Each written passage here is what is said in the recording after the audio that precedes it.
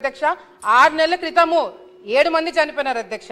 ఈ 30 పడకల నుంచి 50 పడకల అప్గ్రేడేషన్ ఏదైతే ఉందో అధ్యక్ష, గతంలో కూడా చంద్రబాబు నాయుడు గారు ముఖ్యమంత్రిగా ఉన్నప్పుడు అప్పట్లో ప్రిన్సిపల్ సెక్రటరీ గారు పూనం మాల్కొండ గారితో మాట్లాడి నాబార్డ్ కింద అప్గ్రేడేషన్ లో ఆలగడ్డ పేరు లేకపోయినా కూడా దాని ఇంపార్టెన్స్ ఎక్స్ప్లెయిన్ చేయడం వల్ల అప్పుడు ముఖ్యమంత్రి గారు పెట్టడం జరిగింది అధ్యక్ష.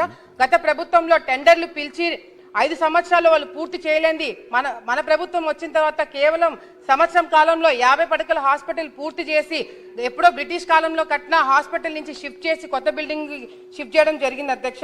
అంతేకాకుండా అధ్యక్ష, సిహెచ్సి ఆలగడ్డ రెఫరల్ కేసెస్ ఒక్కసారి మీకు ఇది చాలా ఇంపార్టెంట్ అధ్యక్ష, ఈ డేటా వినిపించడము.